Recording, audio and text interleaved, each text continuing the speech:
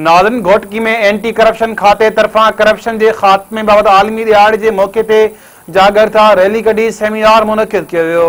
उन हवाले सां ॾिसूं था एहसान कलवड़ जी ही रिपोर्ट। एंटी करप्शन पुलिस खाते पारां अॼु करप्शन के खिलाफ आलमी दिहाड़ो मल्हायो पियो वञे। उन हवाले सां एंटी करप्शन पुलिस पारां घोटकी डिग्री कॉलेज में जागरूकता सेमिनार मुनक़िद करे जागरूकता रैली कढी वही है। इन वक्त मौजूद आया मेन चौक वाले इलाके में। अचो तो मौजूद रैली में शिरकत कंदड़ मानुन से असीं ॻाल्हि ॿोल कंदासीं तो उन्हनि जो वधीक छा चवण आहे। Corruption 9 December anti corruption day आलमी तौर पर इसलिए मनाया जाता है कि आवाम में अवेयरनेस हो कि करप्शन एक नासूर है, इसके खिलाफ हम सबको मुतहद होना चाहिए।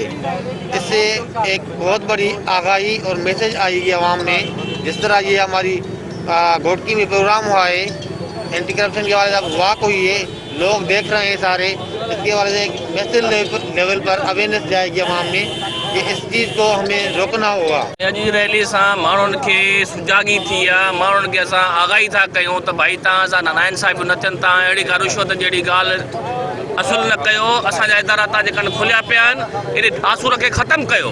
अॼु जो आलमी ॾींहुं आहे ऐं उन में जेको आहे असां भरपूर सहकार कयो ऐं इन खे आदत खे ख़तमु कयो। अॼोकी रैली सां आवाम खे इहा ख़बर पवंदी त एंटी करप्शन जेको इदारो आहे उहो सुजाग आहे ऐं उन ई सिलसिले में हीउ जेको आहे 9 दिसंबर जो ॾींहुं मल्हायो थो वञे पियो। हर साल मल्हायो वेंदो आहे बैन अक़वामी तौर ते करप्शन जे ख़िलाफ़।